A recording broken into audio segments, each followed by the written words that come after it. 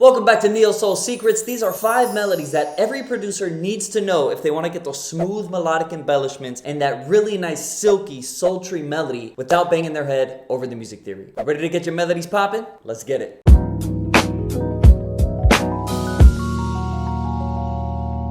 Welcome back to the channel, producers, and if you are new here, welcome to the family. My name is BruceBeats and I help producers become baller on the keys specifically for music production without sheet music, without outdated or inapplicable music theory getting in the way. Kind of like T-Pain was a rapper turned singer, I'm a musician turned producer because I grew up a musician, super band nerd, super band geek, and then along the way I became a producer. And I realized that those two people are different and they have different skill sets. And a lot of the piano skills that producers want from production, they don't get from traditional approaches that musicians usually come up learning. So because I'm both, I understand the needs of both worlds, and I come with this happy medium that I present to you with this channel and with all my courses and offerings that you can learn more about in the description below. So that being said, let's get into these 5 melodies. That's actually just one long melody that I lifted from a jazz saxophone solo that is so incredibly soulful and beautiful. Check it out.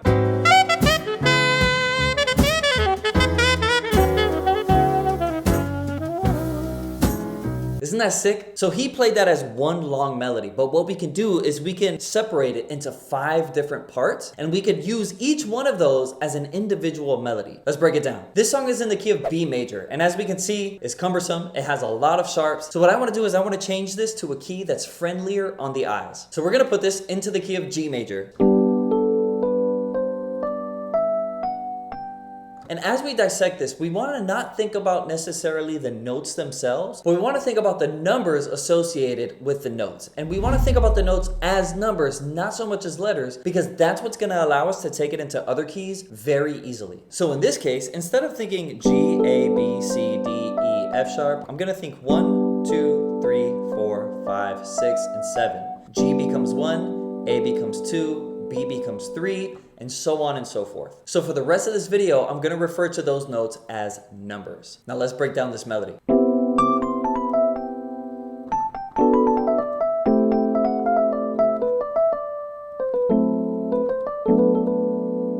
Isn't that lovely? So that's how the whole thing sounds. And that's a lot. That's a really long melody. And even though that's beautiful and everything, it's very long. I don't always want to play that exact thing from tune to tune to tune to tune. So here's how I can extract the good jujus, the good juices out of this. I'm simply going to find the cells. What do I mean by the cells? You can use any word you want. You can use phrases. You can use fragments. You can use pieces. I personally like the word cells. So what do I mean by that? Let's take a look at this first phrase. I can literally just take that or little pieces of that to create something. So let's say I had a beat and it was like E minor, right?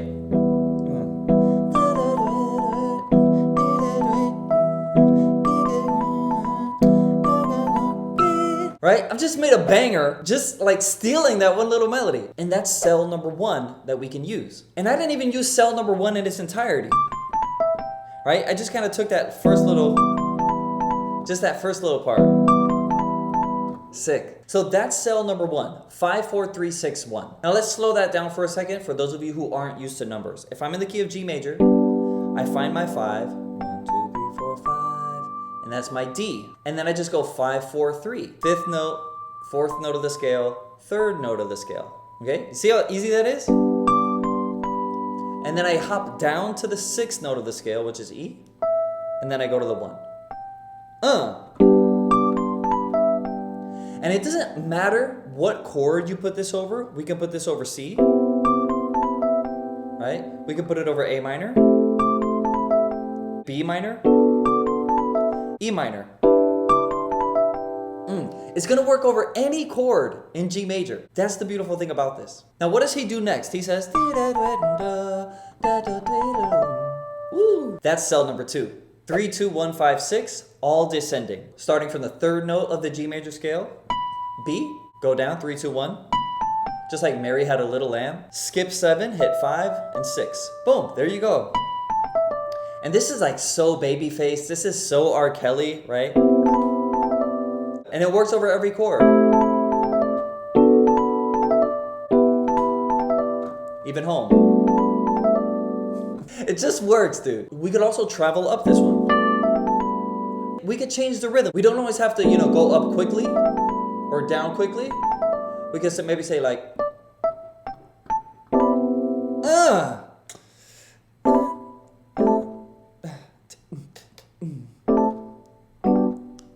boom. You see how nice that is? And I just made that up from this thing. So here's what we have so far. Right? And then the next phrase he says, woo! Cell number 3 is 8-7-6-5. We can also think of 8 as 1 because they're the same note. But it's just easier to kind of think 8-7-6-5 counting down instead of 1-7-6-5. I mean, however it works for your brain, I just chose to write it 8 for this moment. So if we just play 8-7-6-5 like that, that's kind of boring. What really makes it is the inflections that he puts on these notes. Specifically, scooping up to the 7 and scooping down into the 6. So he goes A, 7. Scoops into the 7, coming from below. And then when he hits the 6, he doesn't just hit the 6, he kind of grace note from above. So, just doing that sounds sick, right? And then we hit the 5.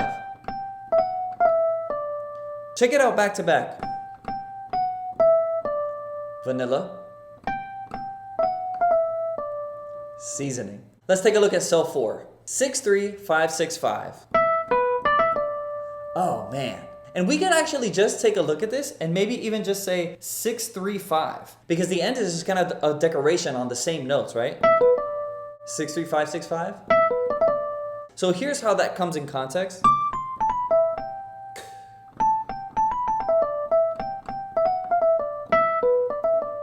You hear how he starts to connect these different ideas? Man, this is such a nice one. It sounds so simple, but again, like,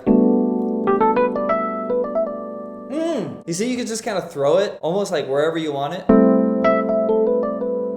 Ooh! So let me show you what I just did there with my thought process. I don't remember exactly what I played, but here's the thought process. So, beep, boop, boop, beep, boo. That's kind of the contour of the melody, right? Starts up, goes down, has this little leap there. And then so what we can do is we can do the same thing. Beep, boop, boop, beep, boo. We can take that same context just down a little bit. And so that gives us some continuity.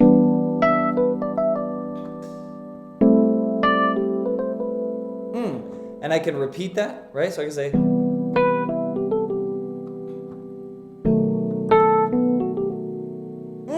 So I'm taking that same context and bringing it down 4 steps. And it gives you some really nice continuity in your melodies. All of that from just 3 notes. And cell number 5, 5-4-3-2, 3-4-5-3. We can actually probably just shorten this down to the first half. We can see that the back half is just kind of the same notes repeated in a different order. But this is exactly what he plays.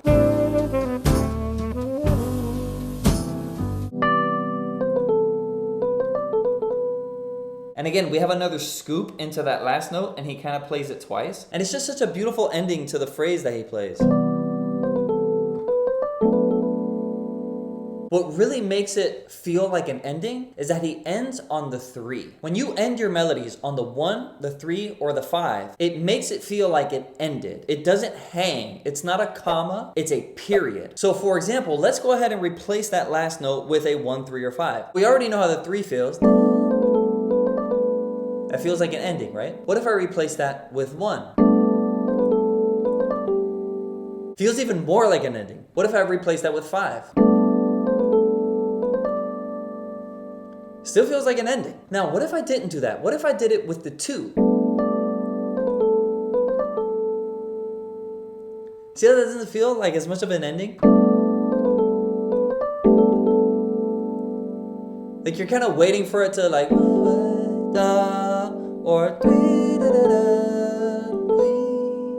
and that feels like an end. What if I did it with the 4? No. Even worse. That one just does not work. What if I tried with the 6? Not really. 1, 3, and 5 are your target notes to end a melody on when you want it to feel like a period. If you want it to still feel like it's hanging, hit that 2, right? That's gonna be really, really nice. So there you have it. Those are our 5 melodic cells. Melody number 1, 2, 3, 4, 5.